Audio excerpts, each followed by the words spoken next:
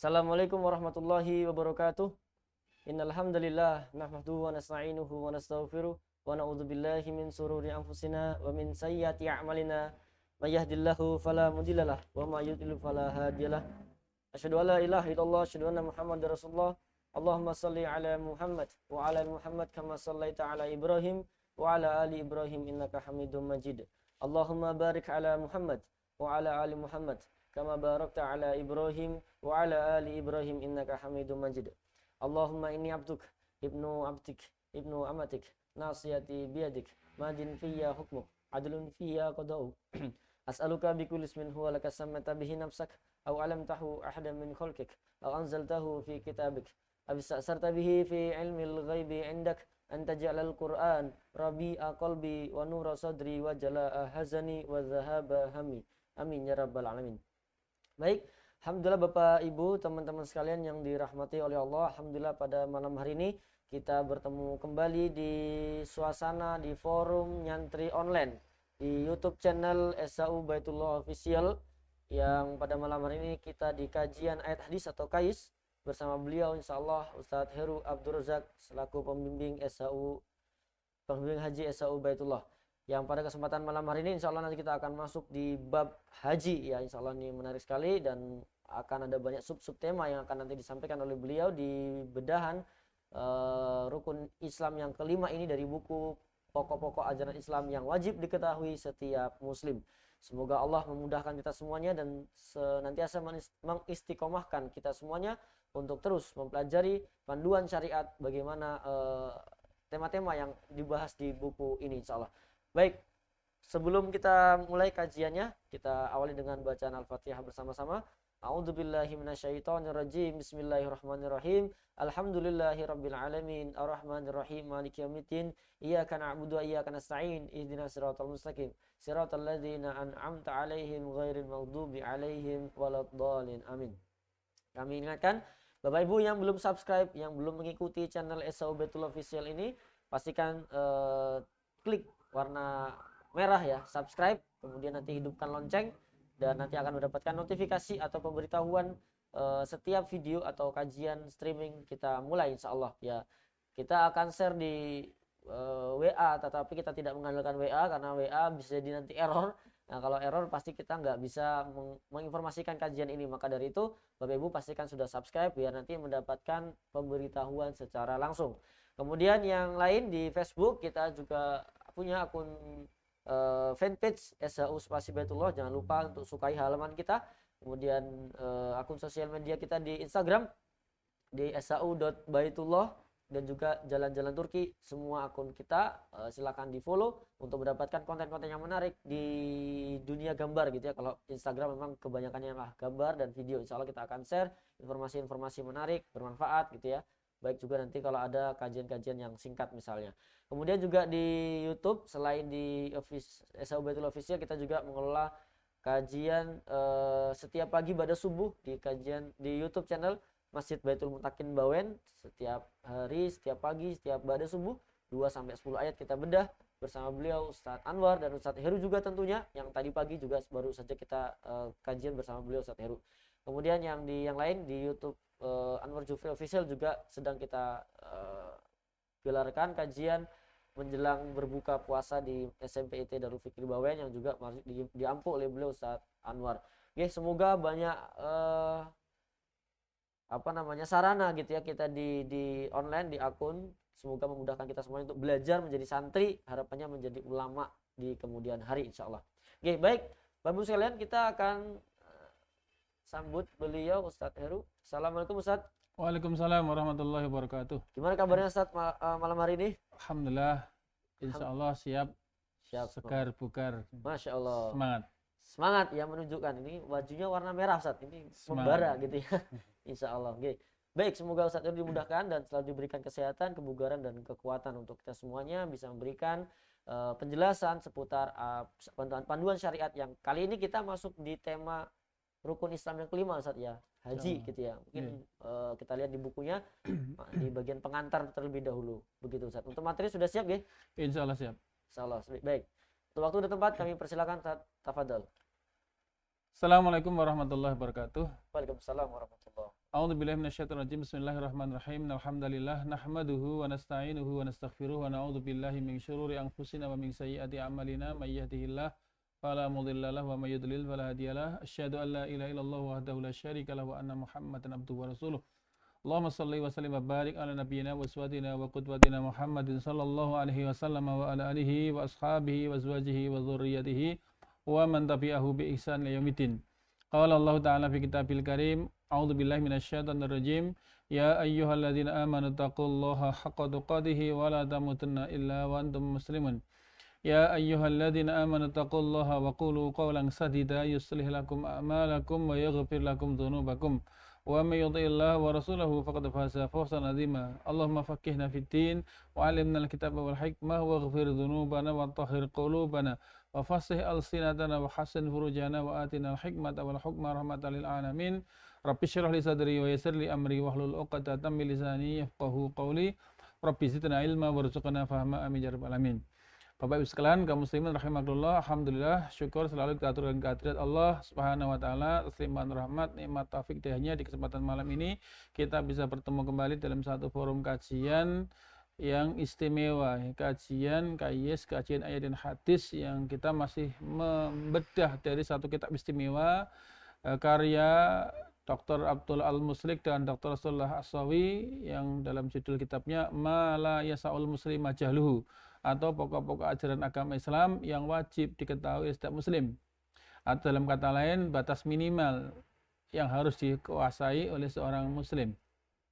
Di kesempatan malam ini di bagian kitab ini, di bab kedua, insya Allah di bab yang terakhirnya, yaitu tentang rukun Islam yang kelima, yaitu bab haji. Walaupun kita menyadari karena ini kitab didesain sebagai kitab yang menjadi pokok-pokok batas minimal yang harus diketahui, tentu nanti pembahasannya relatif singkat. Namun demikian, yang pembahasan singkat itu telah mencukupi apa yang dibutuhkan sebagai seorang muslim dalam menguasai sisi batas minimal dari keislamannya. Dan tentu dengan harapan dengan semangat ini kemudian akan membawa pengaruh untuk selalu kita berusaha mempelajari yang lebih mendalam. Di kesempatan malam ini kita akan menyampaikan satu bagian dari kitab ini, bab 2, bagian yang terakhir, yaitu tentang rukun Islam. Kita akan sampai di bab yang kelima ya, dari rukun Islam ini, yaitu tentang haji. Yang nanti insya Allah dalam bab kelima tentang rukun Islam, haji, akan kita ketengahkan 4 pokok bahasan, yaitu mulai dari anwa'un nusuki wal mawaqit, yaitu tentang jenis-jenis bentuk ibadah haji, dan kemudian mikot atau batas tempat atau waktu untuk memulai haji. Kemudian di poin kedua ada mahdhuratul ihram, jadi larangan-larangan terkait tentang ihram. Kemudian yang ketiga yang tidak kalah penting adalah kaifiyatul haji, tata cara haji mulai awal sampai akhir. Yang tentu nanti ini butuh beberapa kali pertemuan, karena itu memuat satu hadis yang panjang riwayat Jabir dari Imam Muslim merekam peristiwa haji Nabi mulai awal sampai akhir. Ya. Kemudian nanti secara khusus ada bab hajjatun Nabi, jadi hajinya Nabi seperti apa. Karena dalam kaitan haji itu ada pedoman yang harus kita ikuti. Di antaranya adalah beliau bersabda, lita'khudhu anni manasikakum, hendaklah kalian mengambil tata cara ibadahmu dariku. Artinya ada perintah bahwa di dalam haji itu haruslah ada kesesuaian dengan haji yang pernah dikerjakan Nabi. Sebagaimana ibadah yang lain, Nabi juga memberikan arahan. Misalnya tentang sholat, beliau mengatakan shollu kama ra'aitumuni usolli, sholatlah kalian sebagaimana engkau melihat aku sholat. Bahkan sampai pun dalam toharoh berwudu, beliau mengatakan man tawaddo'a nahwa wudu'i hadza, siapa yang berwudu seperti wuduku ini. Artinya dalam amal itu, ketika kita mengharapkan agar amal diterima, maka diantaranya adalah syarat yang harus dipenuhi selain ikhlas semata karena Allah. Yang kedua adalah ittiba, mengikuti petunjuk atau mengikuti sunnah dari Rasulullah SAW.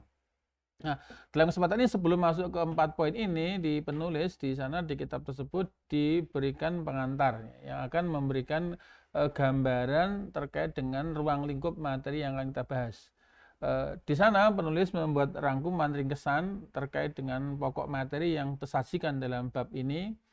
Beliau memulai dengan wa nu'minu, bahwa kita beriman bahwa haji itu adalah ruknan min arkan Islam, bahwa haji itu adalah termasuk rukun di antara rukun agama Islam. Bahwa siapapun dari kita meyakini bahwa haji adalah satu di antara rukun Islam. Yaitu fardhatun minallah, dan dia juga sebagai kewajiban dari Allah alal qadirin, atas orang yang mampu, kuasa untuk melaksanakannya. Di sini memiliki penjelasan bahwa haji di sana dikatakan sebagai rukun Islam. Rukun itu pondasi Islam, pokok Islam, dan ia menjadi kewajiban dari Allah bagi orang yang mampu. Nanti kemudian ada penjelasan tentang mampu itu siapa, insya Allah. Wa annahu yajibu bil umri marrah, bahwa haji itu diwajibkannya adalah satu kali seumur hidup. Artinya ketika itu ditarget seumur-umur sekali dipastikan mampu.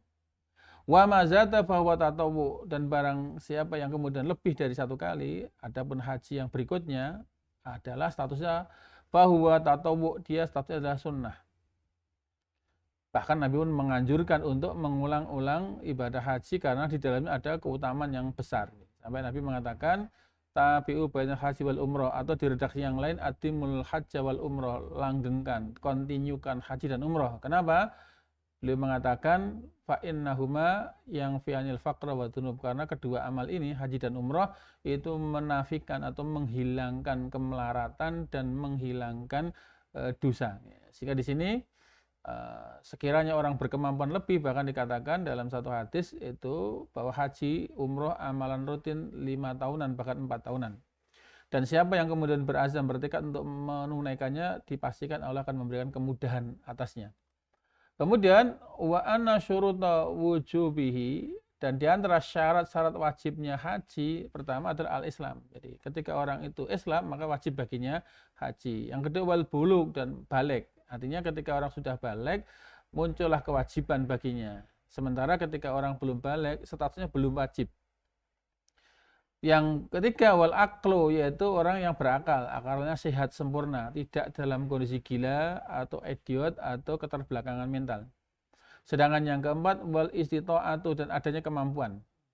Istita'ah yang dimaksud adalah kemampuan. Ketika Nabi ditanya apa yang dimaksud kemampuan, beliau mengatakan bi antakuna azzad wa rahila, yaitu keberadaan bekal dan kendaraan.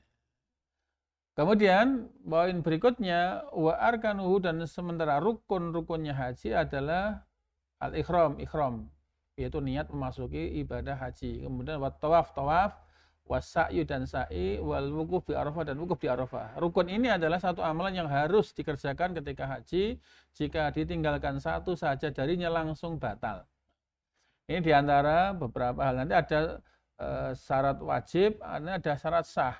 Nanti ada rukun, nanti juga ada kewajiban. Artinya kalau nanti itu kategorinya rukun, berarti harus ada dan dikerjakan. Jika salah satu saja ditinggalkan, itu otomatis langsung batal. Sementara nanti ada bagian-bagian haji yang kategorinya kewajiban, maka seandainya pun ditinggalkan atau salah satunya tidak dipenuhi, mungkin masih sah. Hanya saja menjadi kompensasinya untuk menutup kesalahan itu harus bayar dam karenanya, dan kemudian hajinya sah. Nah, kemudian dari rangkaian tadi, ringkasan tadi, kemudian ditampilkan hujjah dalil yang menjadikan landasan. Di sana bahwa wajibnya haji itu bagi yang mampu melaksanakan, ini termasuk hal yang menjadi ijma', disepakati kaum muslimin dengan kesepakatan yang pasti. Dan ini diketahui jelas dengan firman Allah, yaitu dalam surat Al-Imran 97. Allah berfirman, walillahi 'alan nasi hijjul baiti man istata'a ilaihi sabila. Mengerjakan haji itu adalah kewajiban manusia terhadap Allah, yaitu bagi yang sanggup. Ini artinya makna yang tepat istata'a itu dimaknai sanggup, karena nanti akan ada makna berbeda antara sanggup dan mampu. Kalau mampu tadi diwakili qadir, itu kuasa, mampu. Sedangkan istata'a itu adalah sanggup. Artinya kalau mengatakan sanggup itu mungkin secara finansial orang nggak ada.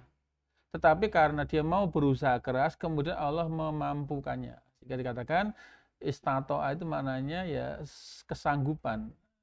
Artinya kalau kita menukil dari penafsiran Ustadz Ad-Hidayah, istata'a itu kalau kita ambil kata dasarnya adalah ta'a, artinya taat.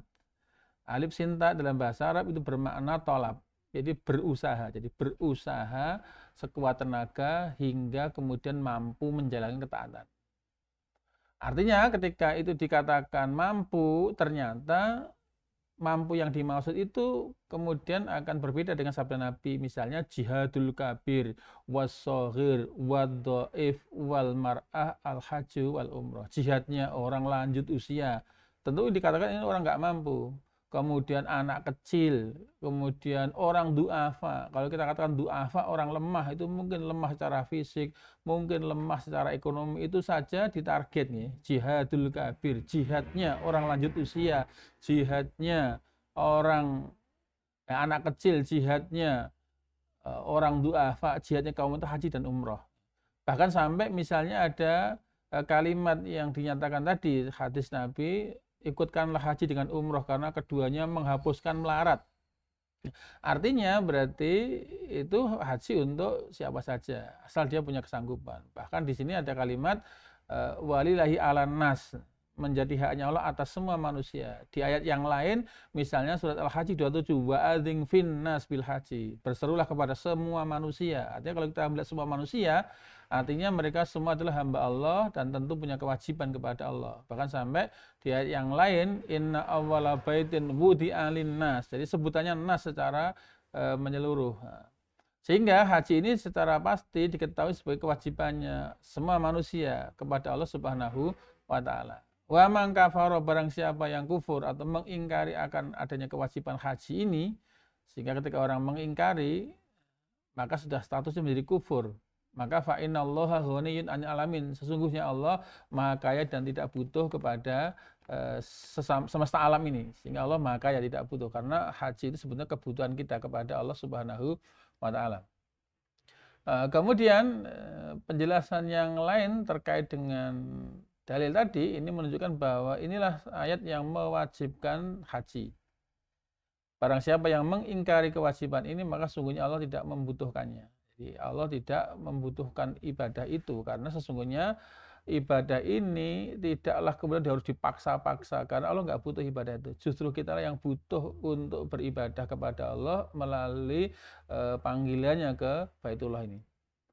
Kemudian di antara dalil yang menunjukkan bahwa haji ini adalah merupakan salah satu di antara rukun Islam dan sebagai pondasinya adalah juga sebagaimana yang disabdakan Nabi dalam hadis yang populer itu, Bunyal Islam ala khamsin. Islam didirikan atas 5 pondasi, 5 dasar, yaitu syahadati alla ilaha illallah wa anna Muhammad Rasulullah, yaitu bersaksi bahwa tidak ada Tuhan atau ilah yang berhak diibadahi kecuali Allah, dan bahwasanya bersaksi Nabi Muhammad adalah utusan Allah. Yang kedua, wa iqamis shalah, menunaikan atau menegakkan salat.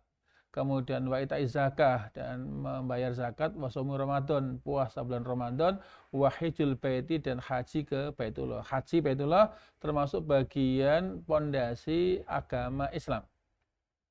Kemudian tentang bahwa di dalam pelaksanaan haji itu Allah janjikan pahala yang istimewa, di antaranya adalah sebagai sarana efektif penghapusan dosa. Itu sebagaimana Nabi kita sabdakan, man hajja, barang siapa yang berhaji dengan catatan falam yarfus, yang dia tidak rofas. Artinya hajinya terjaga dari penyimpangan, tidak rofas. Artinya rofas itu bisa berbentuk perkataan yang berkonotasi jorok, berkonotasi mesum syahwat. Bahkan sampai yang terbesar adalah ketika haji tidak melakukan jima atau muqaddimahnya. Wala fusuqa, walam yasud, dan tidak berbuat fasik, tidak melakukan pelanggaran, tidak melakukan dosa. Jadi artinya hajinya haji yang istimewa, hajinya haji yang mabrur, bagus. Maka roja'a, ketika dia kembali pulang ke rumah, kama waladatu ummu, ketika kembali dari dosanya, bersih dari dosanya sebagaimana dia baru saja dilahirkan dari rahim ibunya. Ini menunjukkan bahwa haji sarana efektif menghapuskan semua dosa. Inilah yang juga ditegaskan oleh Rasulullah tatkala beliau membaiat Al-Amru bil As, ketika beliau menyatakan keislamannya, seakan-akan ada keraguan tentang bayangan dosa masa lalu. Maka Nabi memastikan, ama alimta anal islama yahdimu makana qablahu, apakah kamu nggak tahu bahwa kamu dengan masuk Islam hapus semua dosa masa lalu. Wa anal hijrata tahdimu makana qablah, dan sesungguhnya ketika engkau hijrah maka hapus dosamu masa lalu. Wa anal hajja yahdimu ma qablahu, dan bahwasanya haji itu menjadi saran efektif menghapuskan semua dosa masa lalu, asal hajinya dijaga dari perbuatan rafas, fasik, bahkan di ayatnya wala rafasa wala fusuqa wala jidala fil haji. Jangan berbuat rafas, jangan berbuat fasik, jangan berbantah-bantahan selama masa haji. Kemudian juga ada dalil yang menunjukkan bahwa haji itu diwajibkan seumur hidup sekali. Ini dasarnya dari hadis Abu Hurairah ketika beliau berkata, "Khatabana Rasulullah sallallahu alaihi wasallam." Ketika itu Rasulullah berkhutbah kepada kami.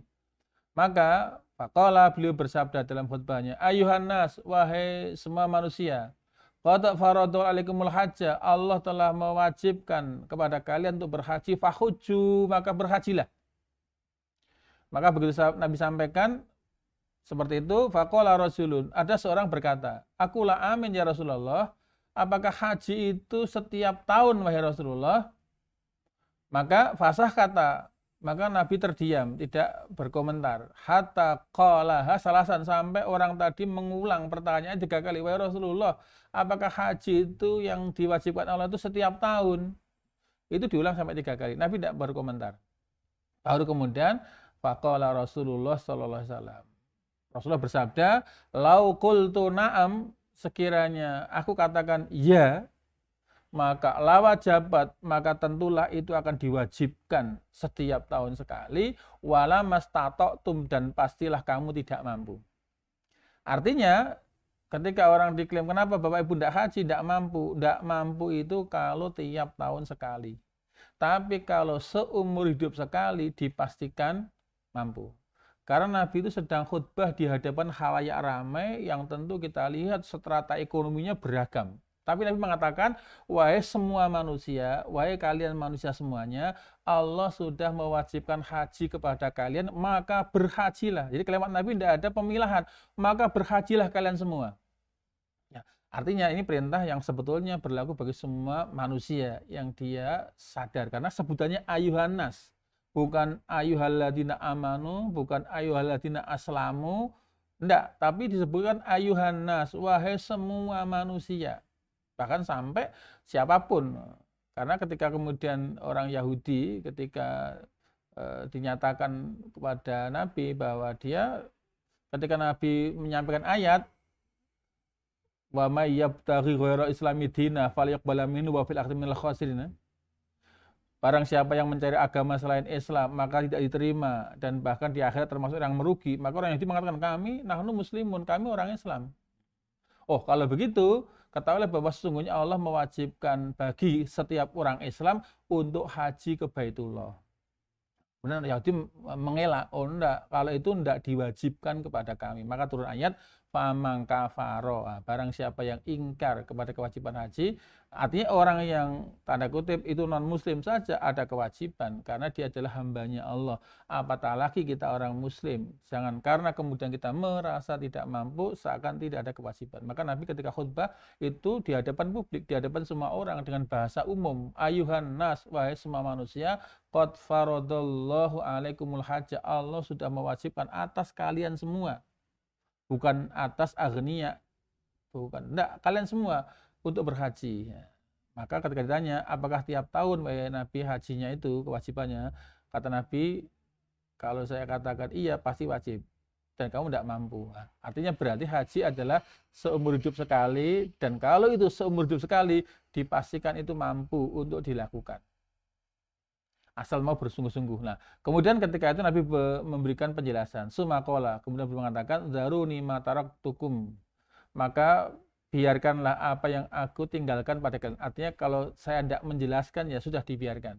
Artinya sebetulnya perintahnya hanya pokoknya diperintah haji. Berapa kali tidak ada penjelasan. Artinya begitu ditunaikan berarti telah terlaksana kewajiban. Artinya maka Nabi mengatakan secara umum dari peristiwa itu beliau mengatakan, "Zaruni ma taraktukum." Maka biarkan apa yang aku tinggalkan padamu untuk tidak dijelaskan. Kenapa? Fa inna mahalaka man kana qablakum, karena kebinasaan orang-orang sebelum kalian adalah bikasrati su'alihim, karena kebanyakan pertanyaan mereka. wa ikhtilafihim, dan perselisihan mereka ala anbiya'ihim, kepada nabi mereka. Bertanya kepada nabi, begitu diterangkan tidak mau melaksanakan. Ini diantara kebinasaan. Maka etikanya ya sudah cukup bagi kita apa yang diperintahkan nabi. Ketika tidak dijelaskan lebih lanjut, ya sebegitulah yang harusnya kita lakukan. Maka beliau katakan, fa idza amartukum bisyai'in, apabila aku perintahkan kepada kalian sesuatu hal, fa'tu minhu mastata'tum, maka tunaikan bagian dari perintah itu apa yang kalian mampu. Wa idza nahaitukum an syai'in, dan apabila aku larang kalian kepada sesuatu, maka fata'uhu, tinggalkanlah itu. Sehingga di sini menyatakan bahwa haji itu sebetulnya mampu kalau memang diikhtiarkan, karena ia adalah seumur-umur hidup hanya sekali saja. Nah, kemudian dalil diantara rukun haji diantara adalah wukuf Arafah, dan dia menjadi bagian pentingnya adalah sebagaimana sabda Nabi kita.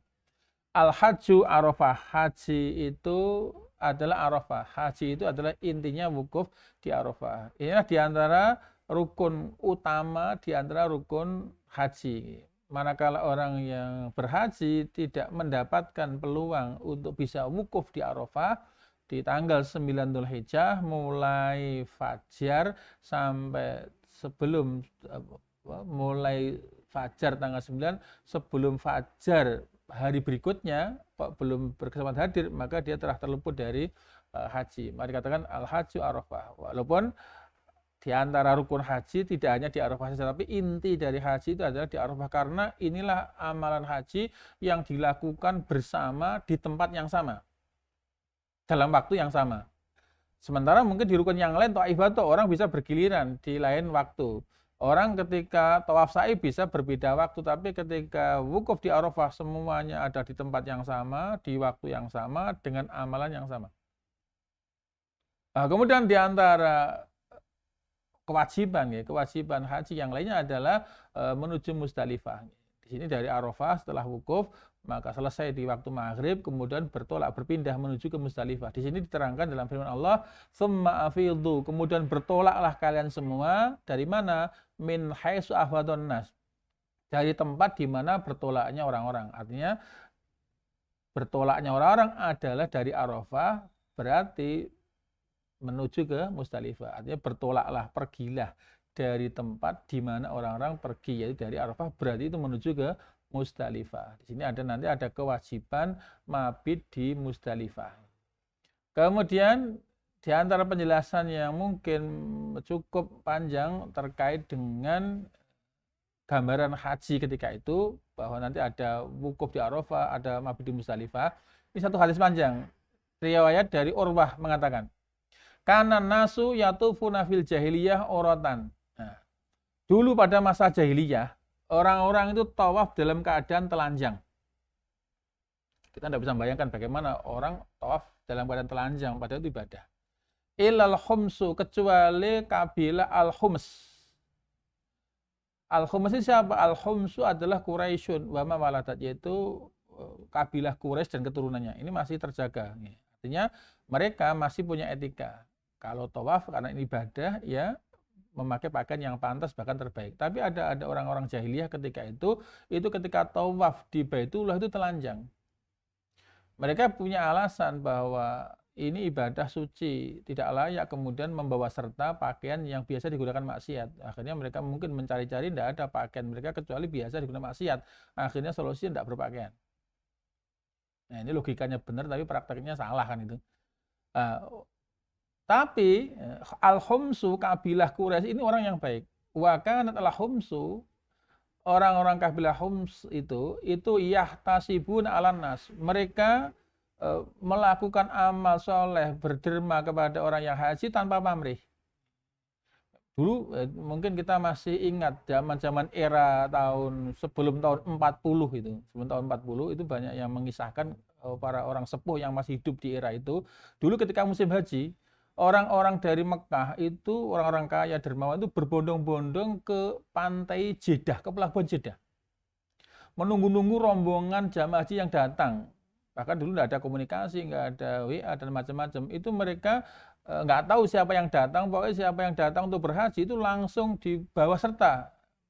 Kayak dulu ketika kita Ramadan, seakan rebutan untuk diajak iftar, diajak buka bersama. Itu ada sekelompok, misalnya ada kapal mendarat, itu berapa rombongan, ayo ikut saya, ikut saya, ikut saya. Bahkan ikut diajak untuk dijamu, dikasih makan, kendaraan, tempat tinggal, bahkan dibimbing gratis ketika itu.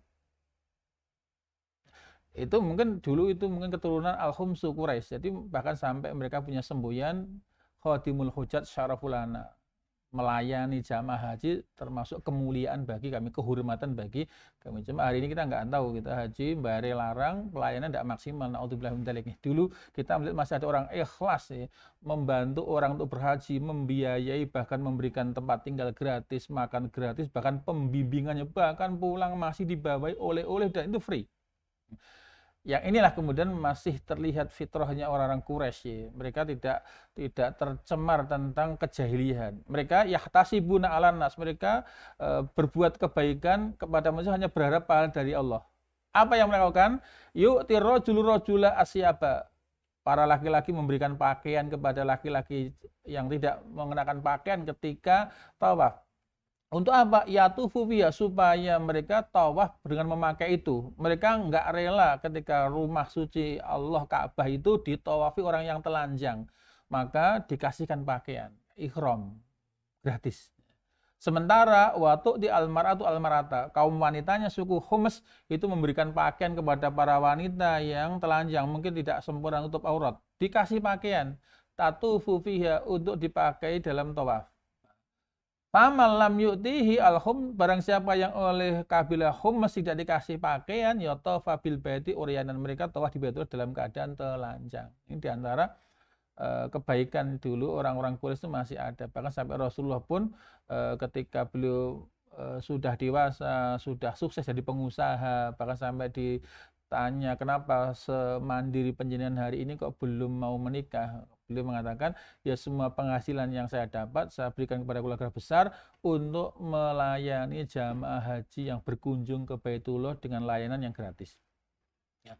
Dilanjutkan, wa kana yafidu jama'atun nas min Arafah. Dulu ketika itu sejumlah besar manusia berbondong-bondong bertolak dari Arafah. Sementara orang Al-Khumsu, wa yufidul Khumsu min jam'in, sementara suku kabilah Khumsu itu bertolaknya justru dari Musdalifah. Ini ada kekeliruan. Harusnya wukuf Arafah kemudian itu pindah ke Musdalifah. Tapi ini suku Khums dari Musdalifah kemudian pindah ke Arafah. Selanjutnya Urwah mengatakan di situ dikatakan akhbaroni abi, ayahku memberitakan an Aisyah dari Aisyah bahwa al-an hadil ayat, bahwa ayat ini nazalat fil Khums, turun kepada kabilah Khums. Summa afidu min haitsu afatun nas, ditegur, hendaklah kalian bertolak dari tempat di mana orang-orang bertolak. Jadi rutenya mungkin keliru. Qala kanu yufiduna min jam'in. Mereka dulu bertolak secara berbondong dari Musdalifah. Maka oleh Allah disuruh fatafau ila Arafah, bertolak menuju ke Arafah. Suruh balik ke Arafah lagi agar nanti setelah dari Arafah balik ke Musdalifah. Ini menunjukkan bahwa ada wukuf di Arafah dan ada perintah meninggalkan Arafah.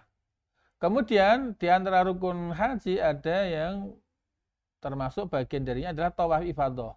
Ini sebagaimana firman Allah, summal yakdu tafasahum. Maka kemudian setelah selesai dari hari nahar, hendaklah mereka menghilangkan kotoran-kotoran yang ada pada badan mereka, itu mencukur, memotong kukunya, wal yufu nuzurahum, dan hendaklah mereka menunaikan nazar-nazarnya, yaitu menyembelih hewan korbannya. Dan setelah itu wal yatawafu bil baitil atik, dan hendaklah mereka bertawaf mengelilingi rumah Allah yang tua itu. Artinya ini adalah menunjukkan rangkaian amal ketika hari nahar tanggal 10 Dzulhijjah, di mana kegiatan jamaah haji itu ada 3 yang di Mina, yaitu melempar jumrah akobah, kemudian menyembelih hewan korbannya, dan kemudian mencukur. Nah, setelah itu yang dikerjakan Nabi segera menyempurnakannya dengan tawaf ifadah ke Baitullah. Ini ada rangkaian. Kemudian setelah melempar jumrah, kemudian menyembelih kurban, diperintahkan mencukur, sumal yakdu tafasau, kemudian menghilangkan kotoran-kotorannya. Jadi mencukur rambut, memotong kuku sebagai tanda tahallul itu diistilahkan sebagai menghilangkan kotoran. kemudian menyembelih kurbannya, dikatakan wal yufu nuduruhum, dan penuhilah nazar-nazar mereka. Baru kemudian wal yatawafu bil baitil atiq, dan adalah mereka tawaf di sekeliling rumah yang tua itu, yaitu ke Baitullah, yaitu tawaf ifadah sebagai rukunnya haji. Nah, kemudian di antara rukunnya haji juga ada sa'i. Yang ini ditunjukkan melalui firman Allah Subhanahu wa taala, yaitu sa'i antara Bukit Safa dan Marwah. Dikatakan di sana Allah berfirman, "Innas safa wal marwata min sya'airillah." Sesungguhnya Safa dan Marwah itu adalah sebagian dari syiar-syiarnya Allah. Faman hajjal baita, barang siapa yang haji ke Baitullah, awi tamar atau berumrah, fala junaha alaihi, maka tidak ada mengapa baginya ayat tawafa bihima, untuk tawaf antara keduanya. Ada kalimat tidak mengapa. Ini dipahami berarti kalau nggak tawaf nggak apa-apa. Kalau tawaf pun tidak apa-apa, berarti kalau tidak tawaf pun juga tidak apa. Kalimat fala junaha. Nah, maka artinya berkesimpulan, ini hadis dari Hisham bin Urwah, dia berkata, qultu laha, saya mengatakan pada Aisyah, ayatnya begini ya, inilah azunnu, bahwa sungguhnya saya berpersangkaan bahwa rajulan seorang, saya mengira bahwa seandainya ada orang, laulam yatuf baina Safa wal Marwah ma darrahu. Berarti kalau ada hadis begini, maka seandainya ada orang yang tidak, jadi sa'i itu dibahasakan dalam kalimat ini tawaf, karena memang tawaf itu berkeliling ke sana kemari. Jadi kalau istilah terjemahannya itu sa'i, tapi pembahasaannya tawaf. Ayat tawafa bihima adalah. Maka nanti kadang kita jangan sampai keliru. Jadi kadang-kadang kata-kata sa'i terjemahan kita itu sebutannya tawaf. Bahwa inna sofa wal marwata min sya'illah aman hajal baita awi tarfala junah ali ayyatawafa. Jadi sa'i itu disebut sebagai tawaf. Berarti kalau tidak mengapa jika dia tawaf, berarti kalau tidak sa'i nggak apa-apa berarti. Kalau kalimatnya wa fala junaha. Maka begitu mendengar kesimpulan itu, Aisyah mengatakan, memangnya bagaimana kok kesimpulan begitu? La li'anna Allah ta'ala yaqul, karena Allah berfirman, inna sofa wal marwata min sya'arillah faman hajal baita awi tamar fala junaha. Siapa yang haji atau umroh maka tidak apa-apa, tiada mengapa jika dia sa'i antara keduanya. Berarti ini kan tidak berkonsekuensi wajib. Oh, enggak begitu maknanya. Faqalat, Aisyah mengatakan, ma atamallahu hajamri'in wala umratahu lam yatuh baina Safa wal Marwah. Allah tidak menganggap sempurna haji atau umrohnya orang yang tidak tawaf atau sa'i antara Safa dan Marwah. Kama takul, sebagaimana kesimpulan yang kamu katakan. Maka kalau benar gitu ya berarti fala junah ali atau apa? Maka itu sebenarnya keliru. Tahu enggak ayat ini seperti apa konteksnya? Hal tadrifi maka nazalik. Tahukah engkau tentang apa hal ini? Bagaimana asbab nuzulnya kok dikatakan berarti tidak mengapa jika tawaf. Berarti kalimat tidak mengapa berarti bukan wajib. Oh, kamu nggak tahu. Yang dimaksud bukan begitu. Ini kita bayangkan di kalangan mereka saja itu masih salah memahami ketika tidak mendengarkan penjelasan yang benar dari sumbernya. Ini loh, dulu itu ceritanya inna makana dzalika, sesungguhnya ayat ini itu berkenaan tentang kisahnya anal ansoro, bahwa dulu kaum Ansor itu pada masa jahiliyah kanu yuhilluna fil jahiliyah. Dulu semasa jahiliyah mereka itu memuja-muja lisonameni, kepada dua berhala. Ala syatil bahri, yang di pinggir laut, di pantai. Yang berhala itu yuqalu lahuma, yang disebut namanya adalah Isaf dan Na'ilah. Nah, yang ketika itu Isaf dan Na'ilah sebagai simbol Tuhan mereka itu ditaruh di Bukit Safa dan di Bukit Marwah. Lah ketika datang Islam, summa yaji'una, kemudian ketika mereka datang untuk melakukan sa'i, fayatufuna baina Safa wal Marwah, kemudian mereka cukur. Dulu ya mereka begitu. Jadi orang jahiliyah itu mereka juga ada syariat haji, tapi tata caranya menurut mereka sendiri. Jadi baru nyembah-nyembah berhala itu kemudian datang ke Baitullah sa'i. Bahkan yang di pinggir pantai itu simbol berhalanya ditaruh di antara Bukit Safa dan Marwah. Nah, itu dulu perbuatan orang-orang jahiliyah ketika itu, menjadikan patung-patung itu ditaruh di antara Bukit Safa dan Marwah. Nah, begitu Islam datang, Fala majal Islam, ketika Islam telah datang, karihu, mereka tidak suka ayat tawafu untuk tawaf bainahuma antara keduanya, karena enggak nyaman. Wong ini ibadah suci, tapi di situ masih ada simbol-simbol berhala. Maka mereka ada enggan. Oh, jangan-jangan ini dianggap sebagai bentuk penyembahan terhadap berhala. Padahal mereka sudah lepas dari jahiliyah. Maka begitu mereka serasa enggan, maka turunlah ayat. Karena kemudian berhala itu dihilangkan. Maka fakolat Aisyah mengatakan ketika itu yang dirasakan oleh orang-orang Ansor yang kemudian masuk Islam, yang mengingat masa dahulu di Bukit Safa Marwah ditaruh berhala, maka keengganan itu kemudian dijawab oleh firman Allah, fa'anzalallahu azza wa jalla, maka Allah azza wa jalla turunkan ayat, inna Safa wal Marwata min sya'illah, sesungguhnya Safa dan Marwah itu syiarnya Allah. Walaupun zaman dulu itu ada syiar jahiliyah, sekarang sudah tidak ada. Maka tidak apa-apa, faman hajal baita, siapa yang haji ke Baitullah, awi tamaro atau umroh fala junaha alaihi, tidak mengapa baginya, enggak ada masalah bagi dirinya, tidak dianggap dosa jika sa'i antara Safa dan Marwah, karena simbol-simbol sudah dihilangkan sehingga tidak perlu ada merasa canggung untuk tawaf antara Safa dan Marwah. Begitu mendengar penjelasan itu, fatofu, akhirnya mereka pun juga akhirnya mau melakukan sa'i. Ini diantaranya ayat Al-Quran itu tidaklah cukup kita mengamalkan dengan melihat terjemahan, tapi dipastikan kita tahu asbab nuzulnya, latar belakang turun ayat ini, sehingga kita tahu seperti apa kemudian kita mengamalkannya.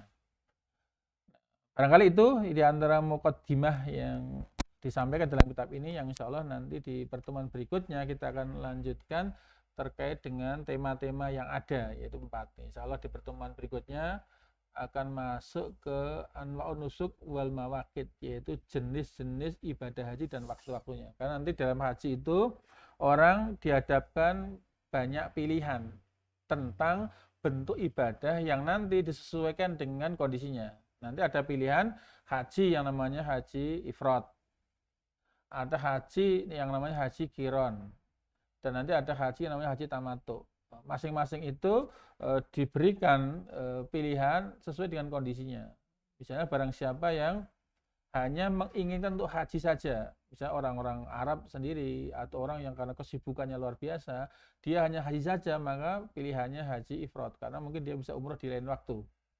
Barang siapa yang pengen sekali datang ke Tanah Suci, sekaligus melaksanakan haji dan umroh di satu kali masa perjalanan, sementara tidak perlu repot bawa binatang kurban, maka dia dipilihkan haji tamattu. Dan ini yang paling cocok untuk haji orang Indonesia, karena sekali berangkat ke Tanah Suci bisa dapat haji dan umroh tanpa susah payah membawa hewan kurban. Walaupun nanti konsekuensi orang yang milih haji tamattu menunaikan umroh terlebih dulu, ada jeda masa beberapa waktu, kemudian berikhram untuk haji lagi, maka kompensasi kemudahan ini dia bayar dam nusuk sebagai konsekuensi, bukan dam karena pelanggaran. Nah, adapun bagi orang yang sekali berangkat dalam satu masa itu ingin meraih haji dan umroh secara bersamaan, tetapi dia mampu membawa hewan kurban, maka pilihannya adalah haji qiron. Sehingga di sana kemudian syariat memberi ruang orang punya pilihan, yang pilihan bukan berdasarkan keinginan, tapi berdasarkan kesesuaian kondisinya,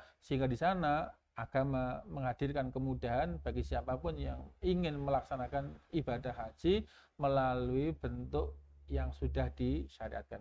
Demikian barangkali yang kita sampaikan, semoga manfaat. Insya Allah lebih dalam kita akan masuk di pembahasan pertemuan berikutnya insya Allah. Aku qouli hadza wa astaghfiru lakum innahu ghafurur rahim. Assalamualaikum warahmatullahi wabarakatuh.